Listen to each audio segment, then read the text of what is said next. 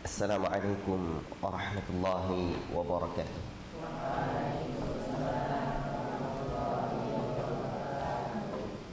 Innal hamdalillah nahmaduhu wa nasta'inuhu wa nastaghfiruh wa na'udzu billahi min shururi anfusina wa min sayyiati a'malina.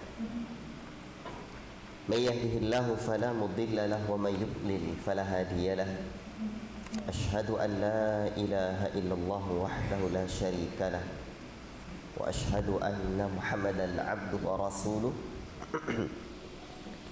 Ya ayyuhalladzina amanu taqullaha haqqa tuqatih wa la tamutunna illa wa antum muslimun. Ya ayyuhan nasu taqu rabbakumul ladzi khalaqakum min nafsin wahidah wa khalaqa minha zawjaha وبث منهما رجالا كثيرا ونساء واتقوا الله الذي تساءلون به والأرحام إن الله كان عليكم رقيبا يا أيها الذين آمنوا اتقوا الله وقولوا قولا سديدا يصلح لكم أعمالكم ويغفر لكم ذنوبكم ومن يطع الله ورسوله فقد فاز فوزا عظيما. أما بعد فإن أصدق الحديث كتاب الله وخير الهدي هدي محمد صلى الله عليه وسلم وشر الأمور محدثاتها وكل محدثة بدعة وكل بدعة ضلالة وكل ضلالة في النار. أيها الإخوة بارك الله فيكم. Syukur kita kehadirat Allah Rabbul Alamin, Allah yang senantiasa memberikan kita rahmat dan nikmatnya sehingga insyaallah ta'ala malam ini kita dapat melanjutkan daurah kita dari 40 hadis tentang fitnah. Ikhwati fillah, barakallahu fikum.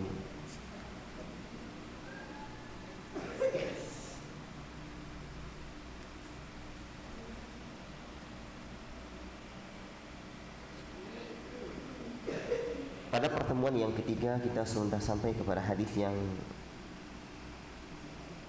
ketiga pula. Dan sekarang kita masuk hadis yang keempat.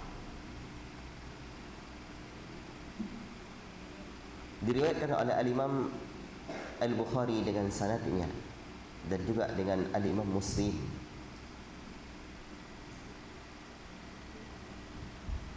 Di mana Hudzaifah bin Yaman berkata, kana an-nasu yas'aluna Rasulullah sallallahu alaihi wasallam 'anil khair.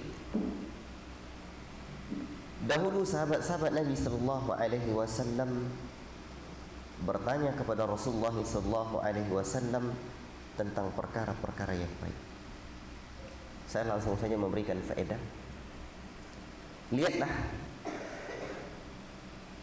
dari apa yang disebutkan oleh Hudzaifah ini, demikian pula nyata bagi kita bahwa mereka para sahabat adalah orang-orang yang mencintai dan gemar mempelajari kebaikan.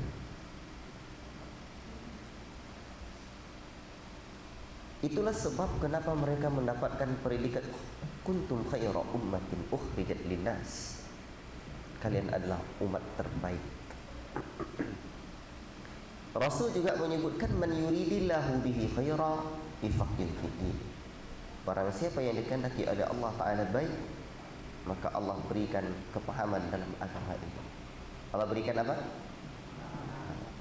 Khair di sini adalah agama, iman, Islam, ihsan. Islam, iman dan ihsan.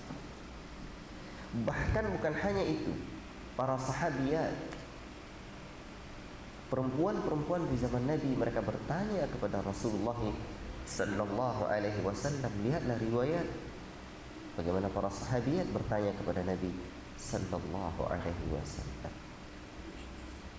Namun Hudzaifah ibn Yaman, siapa? Hudzaifah ibn Yaman. Wa kuntu as'aluhu 'anil syarr. Aku bertanya kepada Rasulullah SAW tentang perkara yang buruk. Perkara apa?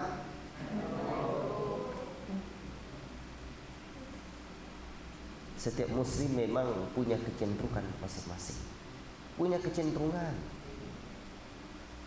Dan disitulah Allah Ta'ala ciptakan alam ini berkembang dengan kecenderungan yang berbeda-beda antara satu manusia dengan manusia yang lain. Coba tengok dalam dunia kesehatan saja, misalkan seandainya manusia semua atau dokter semuanya hanya berminat menjadi spesialis penyakit kelamin, bagaimana nak berkembang? Tidak ada yang ahli spesialis. Spesialis apa?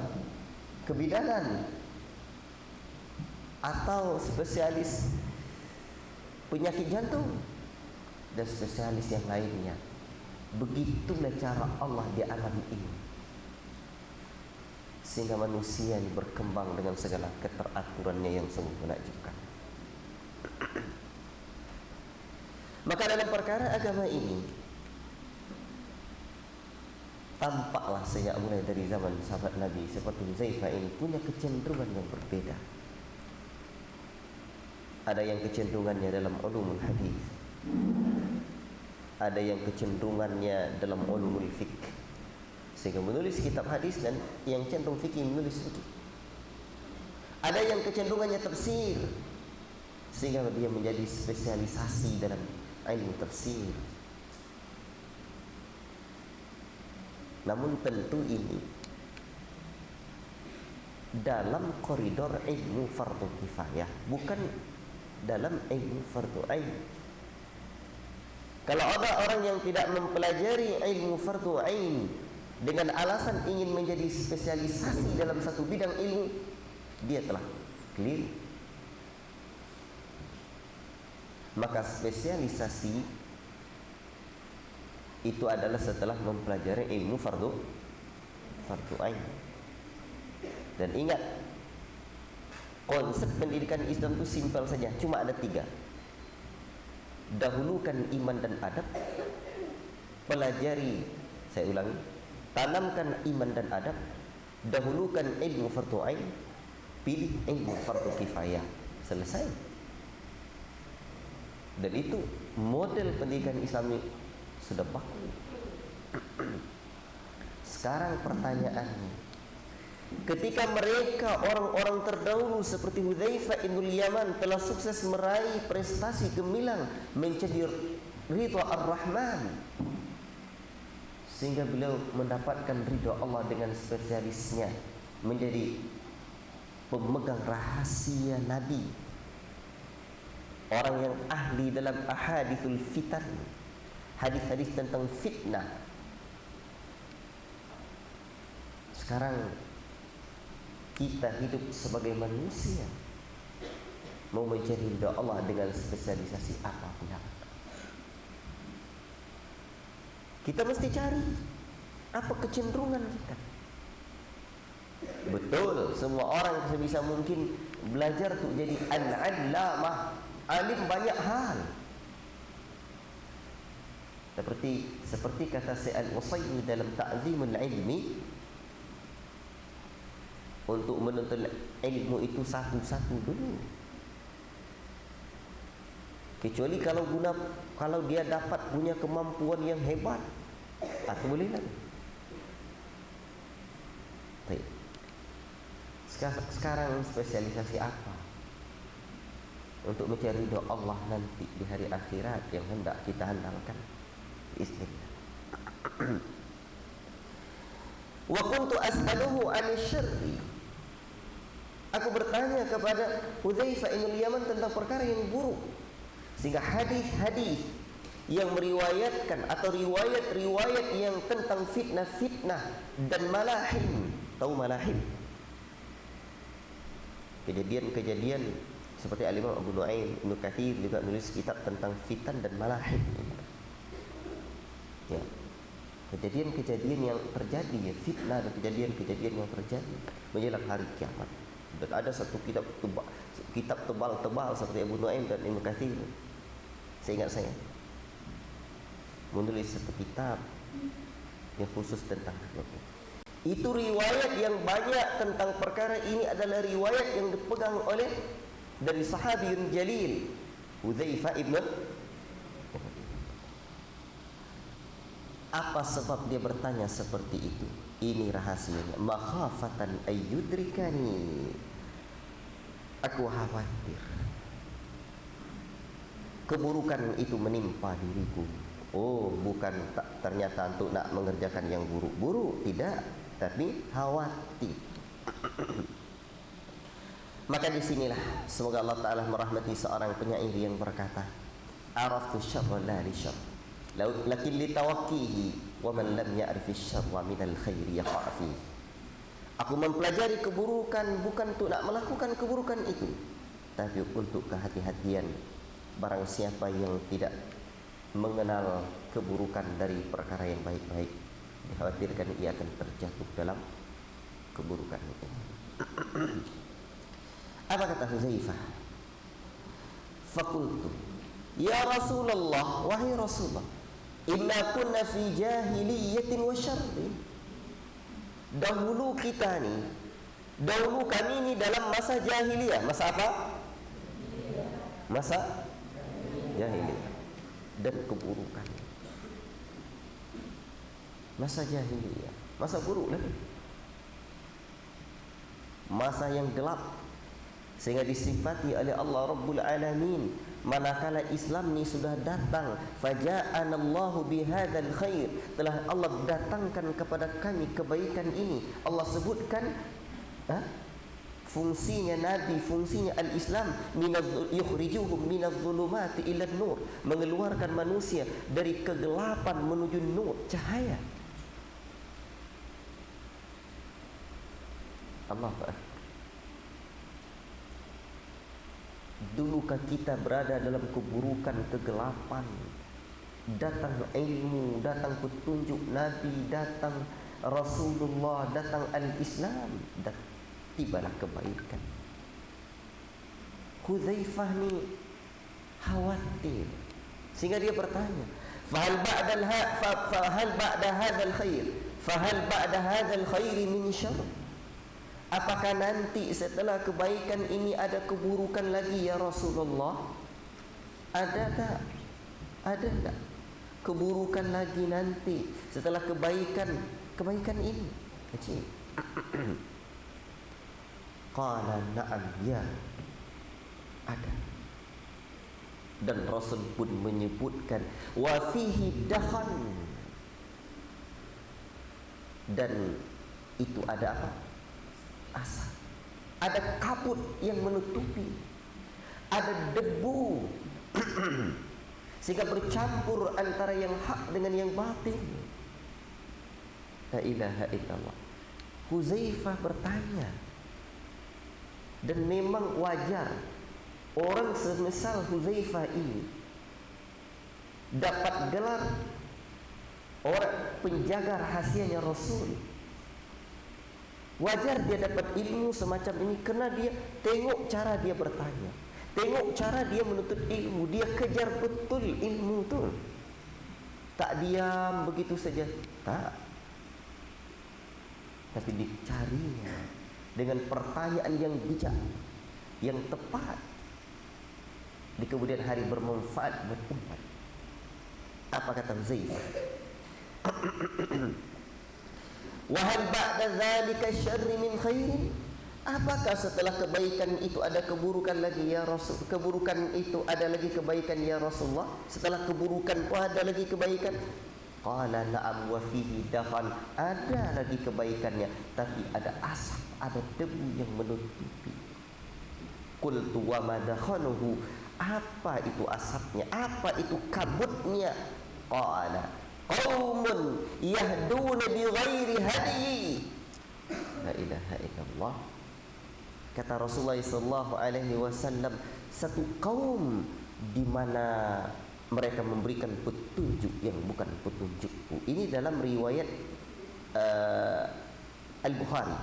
Adapun di dalam riwayat Muslim disebutkan dengan lafaz yang lebih lengkap lafaznya. Qaumun yastannuna bi ghairi sunnati wa yahduna bi ghairi hadi. Di mana mereka dahonnya ini adalah orang yang menjalankan sunnah tapi bukan sunnahku, mengajarkan sunnah tapi bukan sunnahku. Di mana mereka wa yahduna bi ghairi hadi, memberikan petunjuk tapi bukan petunjuk. Dia beramal juga, dia sebut dengan orang dia ahlu sunnah juga, la ilaha illallah, tapi bi ghairi sunnati, bukan dengan sunnahku. Ini dahsyat ini fitnah yang akan datang, bukan orang lain. Bahkan kamu mengenali mereka dan kamu mengingkarinya. Huzaifah balik bertanya, qultu fahal ba'da dzalikal khairi min syarri? Apakah setelah kebaikan itu ada keburukan lagi ya Rasulullah? Qala na'am. Ya, betul. Dan Rasul pun menyebutkan du'atun ala abwabi jahannam, dai-dai yang menyeru di atas pintu-pintu jahannam. Dalam riwayat yang disebutkan du'atun ila abwabi jahannam, dai-dai yang menyeru kepada pintu-pintu jahannam. La ilaha illallah.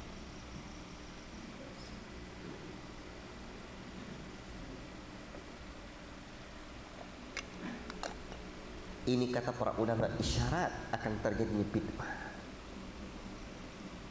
Isyarat akan terjadinya orang-orang yang menyampaikan kebatilan tapi mengklaim bahwa mereka berada di atas kebenaran, seperti orang-orang Khawarij yang menafsirkan firman Allah, membawakan kalimat yang benar tapi maknanya adalah kebatilan. Kalimatul haqqi urida bihal batil, kalimat yang benar tapi maksud mereka adalah kebatilan.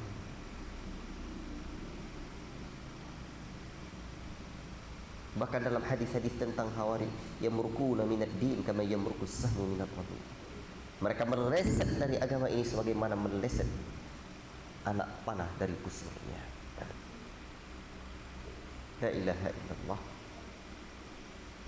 Atas nama keikhlasan, atas nama tujuan ingin berbuat baik, memberikan petunjuk kepada orang banyak, tetapi mereka sejatinya du'atun ila abwabi jahannam, dai-dai yang menyeru kepada jahannam. Memberikan petunjuk bukan petunjuk Nabi, sunnah dengan bukan sunnah Nabi. Berarti nanti elok dipandang. Di sini fitnah yang akan terjadi. Man ajabahum ilaiha qadhafuhu fiha. La ilaha illallah. Barang siapa yang memperturuti keinginan dai-dai penyesat umat ini, mereka terima seruan itu, mereka dengarkan ajakan mereka yang mungkin tampak manis. La ilaha illallah. Qazafu fiha, mereka akan terlempar ke dalam pintu-pintu itu, atau ke dalam neraka jahannam. La ilaha illallah. Maka disinilah tugasnya para ulama. Para ulama itu tugas mereka adalah tugas mulia. Setiap zaman dan setiap masa itu ada orang-orang yang diberikan tugas oleh Allah Subhanahu wa ta'ala. Apa tugas mereka? Yahmilu hadzal ilma, akanlah ilmu ini dibawa oleh orang-orang yang pada setiap zamannya, dan mereka adalah orang-orang yang paling adilnya. Allahu akbar. Ikhwati fillah, barakallahu fikum. Jadi Rasul juga sudah memberikan isyarat bahwa nanti akan ada dai-dai yang menyuruh kepada kebatilan, yang rusak pemahaman-pemahaman mereka, Tetapi jangan khawatir, umat ini masih punya pegangan, umat ini masih punya panduan, di mana Rasulullah Subhanahu wa taala telah akan menakdirkan pada umat ini orang-orang yang senantiasa menjadi apa?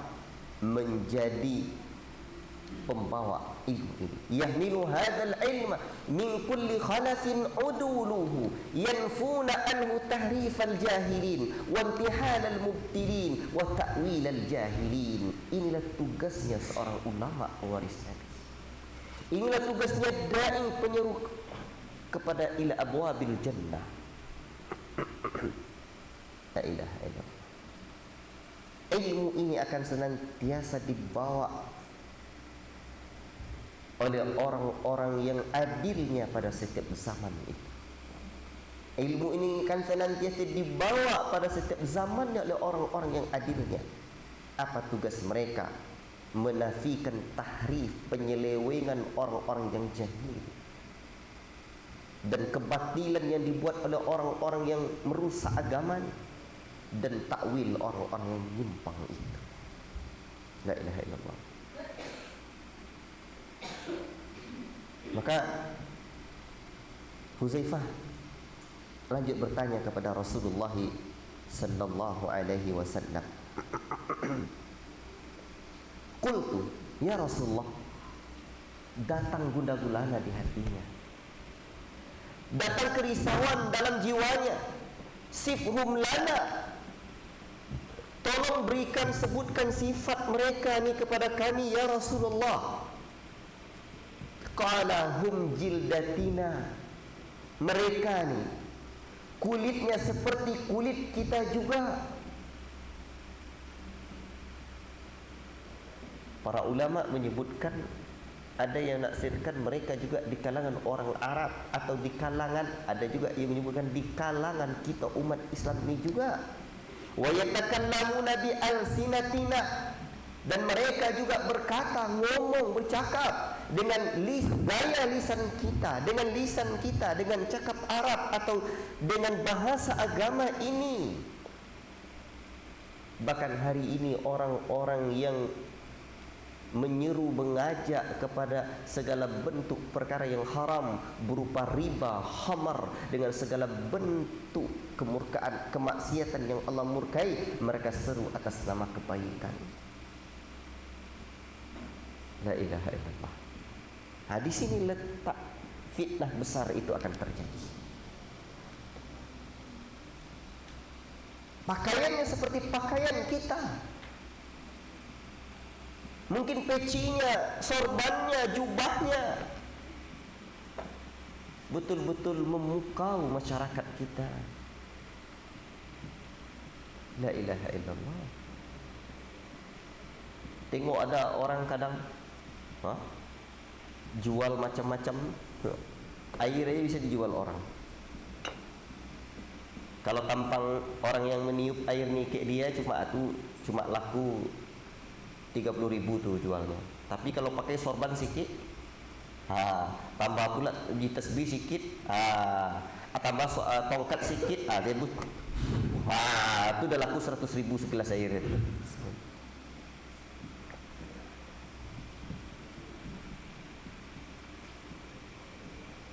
Kalau seperti itu, mungkin kalau nak meru'yah, mengobati orang dengan cara yang baik, dengan sesuai petunjuk Nabi, bolehlah. Tapi kadang ada orang yang ingin mencari agama ini, mencari dunia ini dengan apa? Tujuan mereka hanyalah dunia. La ilaha illallah. Mereka masuk masjid, tapi yang ada di pikiran mereka, mereka masuk rumah Allah, tapi yang ada dalam hati mereka hanya dunia. Ini dah keliru. Huzaifah balik bertanya kepada Nabi, "Fama ta'muruni an adrakani dzalika?" Bagaimana pandanganmu ya Rasulullah? Tara, bagaimana? Fama ta'muruni, apa yang engkau perintahkan? Dalam lafaz tara, Apa yang kau perintahkan manakala saya mendapati perkara itu? Qala talzamu jama'atal muslimina wa imamahum. Hendaklah kamu berpegang teguh dengan jamaahnya kaum muslimin dan imam mereka. Qultu, Huzaifah ni orang cerdas. Fa illam yakun lahum jama'atun wala imamun. Kalau tidak ada jamaahnya, tak ada pula imamnya, apa yang nak dilakukan ketika itu ya Rasulullah? Berarti Huzaifah ni betul-betul menjiwai, dibayangkannya betul apa yang akan terjadi itu. Ajib. Qala, baginda tercinta sallallahu alaihi wasallam berkata, fa'tazil tilkal firaqa kullaha. Kamu berasing diri, jangan bercampur dengan firqah-firqah yang ada itu semuanya. Walau anta abda bi asli syajaratin la ilaha illallah. Tengok bagaimana cara Rasul ajarkan Huzaifah. Dan Rasul ajarkan Huzaifah ni bukan hanya untuk Huzaifah, tapi juga untuk kita. Hendaklah kau jauhi seluruh firqah-firqah itu, sekalipun kau gigit akar pohon hingga kematian merengkutmu. Dan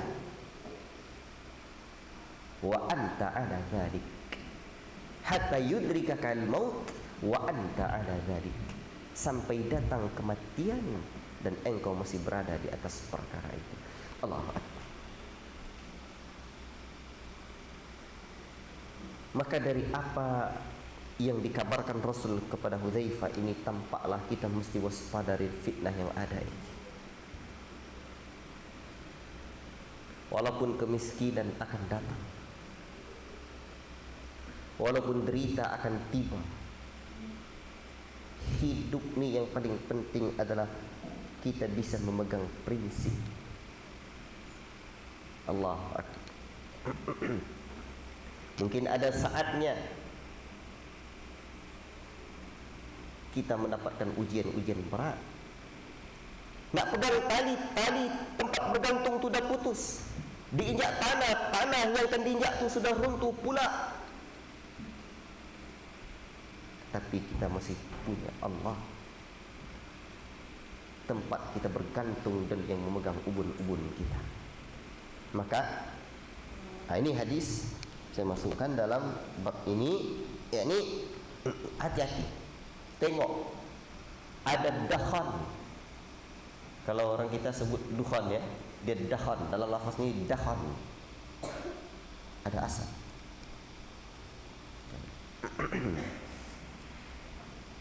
Baiklah, kita lanjutkan hadis yang berikutnya. Hadis yang kelima.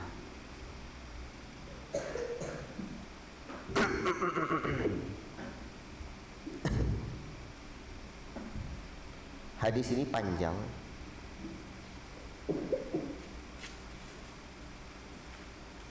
Cuman ini ada potongannya dalam riwayat Muslim. Hadis ini juga dari Huzaifah. Qala Huzaifah, sami'tu Rasulullah sallallahu alaihi wasallam.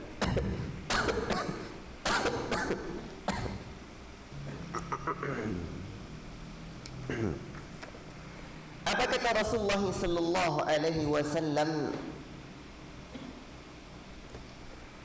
Tu'radul fitanu 'alal qulubi kal hasiri 'udan 'uda. Akan dihadapkan fitnah-fitnah ni kepada hati-hati manusia bagaikan tenunan sedikit demi sedikit. La ilaha illallah. Bagaikan anyaman tikar, kal hasir, bagaikan anyaman tikar, dan udah sedikit demi sedikit dianyam. Begitulah potretnya, begitulah gambarannya. Nampak tu? Sedikit demi sedikit dianyam. Tengok orang yang lagi mengayam. Kenapa kalian tengok orang mengayam? Menganyam tikar. Tak pernah tengok? Sedikit demi sedikit dihadapkan. Maka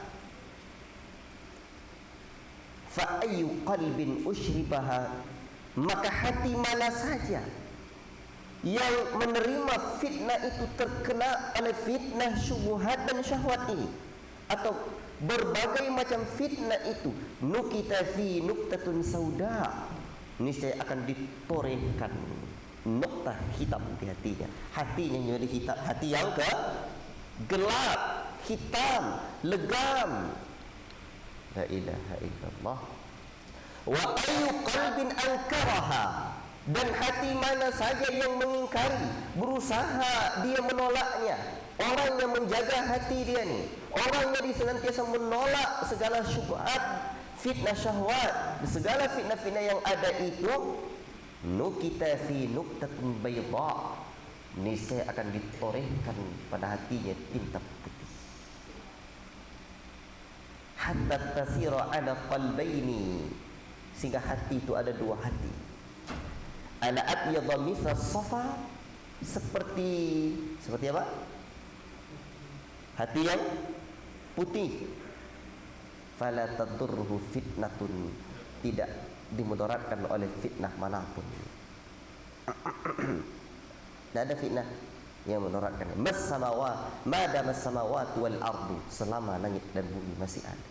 Tapi ada satu hati yang tadi menerima fitnah. Wal akharu aswadu murbaddan, dan hati yang sudah menjadi hitam legam itu kalkuzi mujakhiyan, di hatiku sebagai bagaikan belanga yang sudah tertelungkup. La ya'rifu ma'rufan, tidak lagi mengenal kebaikan. Wala yungkir mungkaran, dan tidak lagi mengingkari kemungkaran. Tak mengenal yang ma'ruf, tak pula mengingkari kemungkaran. Illa ma usyriba min hawahu, melainkan apa yang telah dia dapatkan dari hawa nafsunya saja. Maka hadis ini saya bawakan dalam pembahasan hati-hatilah dari fitnah. Hati yang akan kena oleh fitnah. Dan hati adalah raja. Manakala kita tak jaga hati, bahayalah. Maka siapapun ayyuhal ikhwah wa ayyatuhal akhwat, hatimu jaga. Sering saya sebutkan apa kata Syekh Yaqub ketika orang lain bertanya kaifa haluka, bagaimana kabarmu, beliau sering bertanya kat muridnya kaifa halu qalbika ma Allah, bagaimana kabar hatimu bersama Allah. Hati yang kenal dengan Allah adalah hati yang bersih. Hati yang kenal dengan Allah adalah hati yang tidak tertoreh noktah hitam. Tetapi manakala hati kita tak kenal lagi dengan Allah, berarti hati itu apa? Hati itu sudah tertoreh noda hitam. Nanti dia tak kenal yang ma'ruf lagi. Ada orang, ada kajian, dia tak nak hadir kajian. Ada orang nanti, ulama alim datang, ustaz tiba, dia tak ngah. La ilaha illallah. Hati-hati. A'andartahum an lam tunzirhum la yu'minun. Ketika Allah menyebutkan hati yang mati, diberikan mereka peringatan atau tak berikan kepada mereka peringatan, itulah potret hati yang mati. Sekarang kalau demikian ceritanya, bertanyalah aina qalbi, di mana hatiku? Duhai hatiku, yang paling dekat dengan kita itu apa? Hati. Sehingga kalau menyimpan nomor istri, ditulisnya hatiku, atau nomor suaminya hatiku, karena dekat. Sekarang sesuatu yang paling dekat dalam diri dia tak terasa. Nah, coba antum tanya sekarang, diri antum ini terasa ada hati antum di mana? Kalau yang paling dekat saja tak jumpa, apalagi yang jauh. Rugi besar. Hati kita tidak terasa. Itu sungguh sangat berbahaya lah tu. Kalau hati sudah tak terasa, itu sungguh sangat luar biasa. Maka kalian jaga hati, jaga hati, dan terasa kita. Apabila kita berbuat baik, hati kita terasa dekat dengan Allah. Tidak nak payah-payah. Kalau nak tahu kita bagaimana kedekatan kita dengan Allah, rasakanlah kedekatan hati kita dengan Allah. Orang yang hatinya dekat dengan Allah, rajin nak melakukan amal saleh, rajin menuntut ilmu, rajin beribadah kepada Allah. Kerinduannya seperti kerinduan dia, kerinduan apa? Kerinduan orang-orang saleh. Makanya doa, Allahumma inni as'aluka hubbaka wa hubba man yuhibbuka wal amal alladhi yuqarribuni ila hubbik. Ini tanda. Ya. Di mana, ya Allah, aku mohon kepadamu mencintaimu dan mencintai apa orang-orang yang mencintai apa yang engkau cintai, mencintai orang-orang yang engkau cintai, dan mencintai amalan-amalan yang menghantarkan cintaku kepadamu. Jadi orang-orang yang mendapatkan cinta Allah, mereka akan apa? Mencintai amalan-amalan yang dicintai Allah. Jadi jaga hati. Jaga hati. Kalau tak jaga hati, ada bahaya. Baik, kita lanjutkan hadis yang berikut.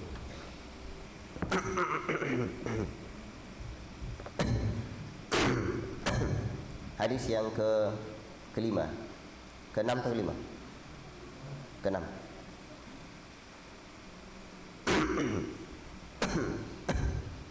Hadis ini dari Abu Zaid, yakni Amr bin Akhtab. Ia berkata, "Shalla bina Rasulullah sallallahu alaihi wasallam." Rasul sallallahu alaihi wasallam salat bersama kami. Salat al-fajr. Al-fajr. Wa sa'ida al-minbar. Dan Rasul pun naik mimbar. Fa khatabana hatta hadarat adh-dhuhr. Lalu Rasul berpidato kepada kami, ceramah sehingga sampai waktu zuhur. Fanazala, lalu Rasul turun lagi. Fasalla, untuk apa? Bukan untuk nak makan, bukan untuk nak lain, tapi salat. Thumma sa'idal mimbara, ulang lagi berpidato, berceramah, naik mimbar. Fakhatabana hatta hadaratil asr. Lalu Rasul berpidato lagi, berceramah lagi sampai datang masuk waktu asar. Thumma nazala, kemudian turun Rasul lagi. Fasalla, lalu salat. Thumma sa'idal mimbara, setelah salat asar naik mimbar lagi. Fakhatabana hatta gharabati syamsu. Lalu Rasul berpidato lagi, berceramah lagi sampai terbenam matahari.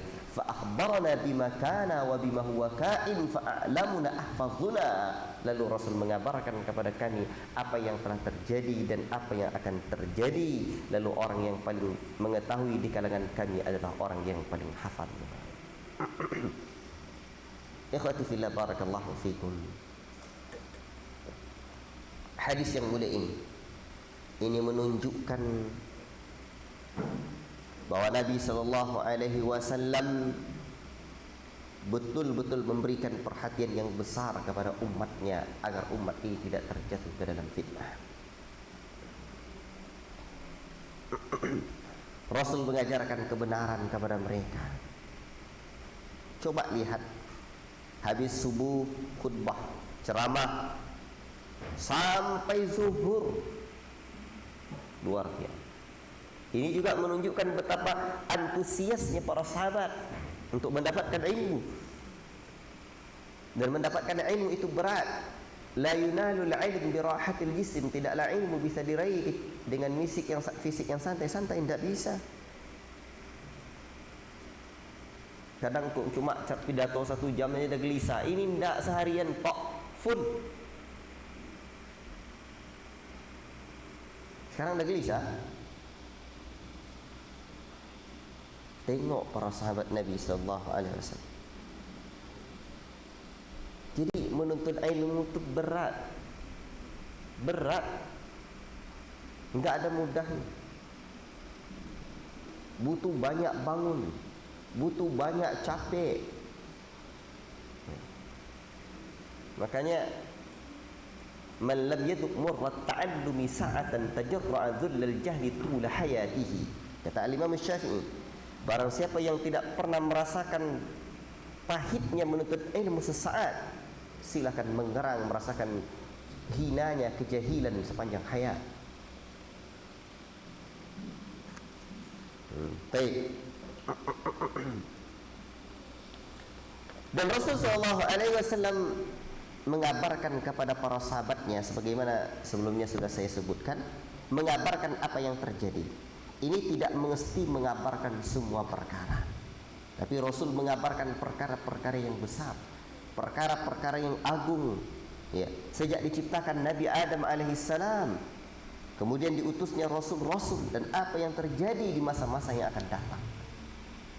Dan ini penting, seperti sudah saya sebutkan kemarin, bahwa penting mempelajari ini.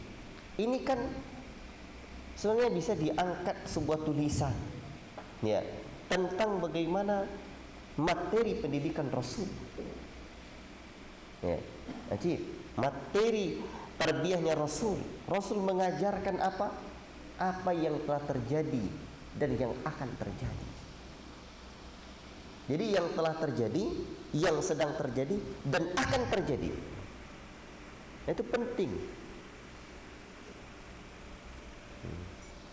Orang kalau tak tahu apa yang telah terjadi, dia tidak punya, pakai motor tu dia tidak punya spion, tidak punya rem. Jadi mempelajari sejarah yang telah berlalu, bagaikan kita punya spion, nampak, kita tengok di belakang, oh ni nampak yang terjadi di belakang. Punya rem pula. Ni kalau tidak main gas saja, bahaya. Rem tak ada, spion juga tak punya, bahaya, jatuhlah. La ilaha illallah. Nanti sudahlah jatuh, tertimpa pula taik kerbau. Itu payah itu. Baik.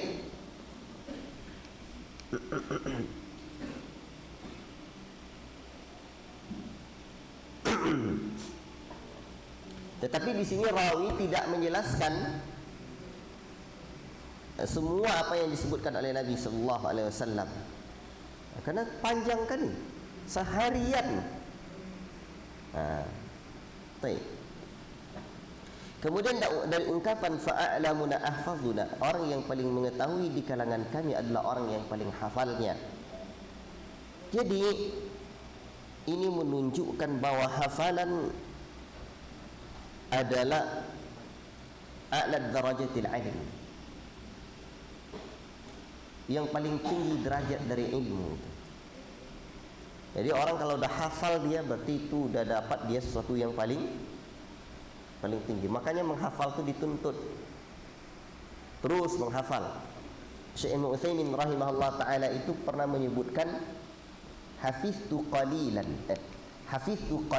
aku menghafal sedikit, wa qara'tu katsiran, dan aku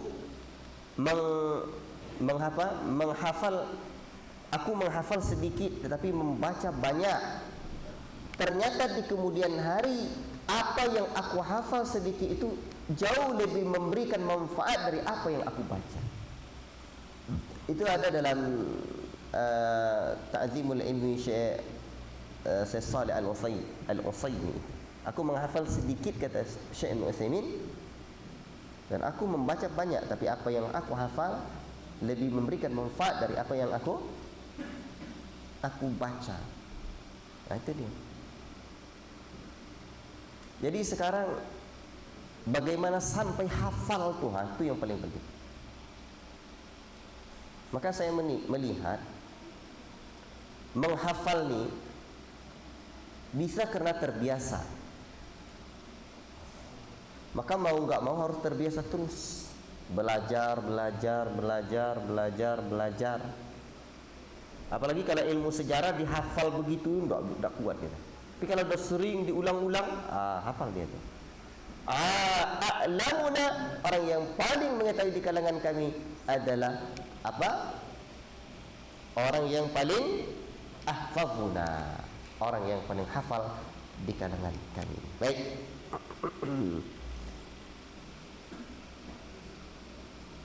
Jadi memang ada orang yang menuntut ilmu itu kan ada beberapa tipe. Yang pertama, dia bisa mendengar tapi dia tak hafal. Dia bisa dengar tapi tak hafal. Namun di antara mereka ada orang yang bisa mendengar dan bisa menghafalnya. Jadi kalaulah ada metode pendidikan hari ini tidak menghafal, sejatinya bukan pendidikan Islam. Kalau dia mungkin mengatakan anak-anak kecil tak perlu menghafal, paham dulu. Apa nak dia paham? Anak kecil itu apa yang dia tengok tu bisa paham dia, diterekam itu. Anak kecil itu menghafal. Cuman cara Nabi berbeda mengajarkan Al-Quran kepada orang dewasa dan anak-anak itu aja. Kalau orang dewasa, pelajari, pahami, amalkan, hafal 10 ayat 10 ayat. Anak kecil hafal, menghafal. Ini sekarang banyak metode pembelajaran tidak menghafal anak kecil. Keliru. Telah melahirkan orang-orang hebat sepanjang sejarah zaman. Tapi kalau dah banyak syubhat dalam diri dia, dah banyak kerusakan, tak. Ya kan, menurut guru saya, kalau adab belum baik, jangan coba-coba mau kuliah katanya. Kerana kuliah tu dah ilmu fardu kifayah tu. Adab fardu ain. Baiklah.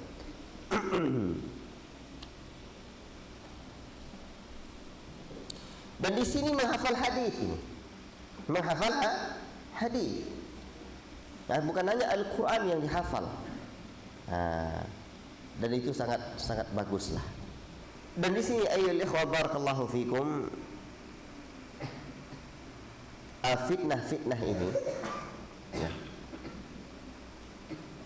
itu ada yang telah terjadi, yang sedang terjadi dan akan terjadi. Maka untuk itu ada sikap-sikap kita ya, dalam menghadapi fitnah ini. Dan nanti setelah itu di akhir di hadis-hadis berikutnya akan kita jelaskan. Dan itu tugas dai, tidak hanya sekedar menjelaskan fitnah, tapi juga menjelaskan sikap seorang mukmin itu terhadap fitnah yang akan terjadi itu. Baik. Saya kira kalau kita tambah juga bisa ini, cuman nanggung ya bab berikutnya. Hadis keberapa lagi? Ketujuh ya. Saya kira besok pagi saja lagi, insyaallah taala. Wallahu taala alam bissawab ya. Cukup sekian yang dapat kita baca dulu pada malam ini. Insyaallah taala kita sambung pada kesempatan berikutnya saja insyaallah. Dan mohon maaf saya masih belum begitu pulih ya, dan nanti ada rasanya yang perlu saya bincangkan dengan kawan-kawan insyaallah taala. Wassallallahu wasallam ala nabiyina Muhammad wa ala alihi washabbihi ajmain. Wassalamualaikum warahmatullahi wabarakatuh.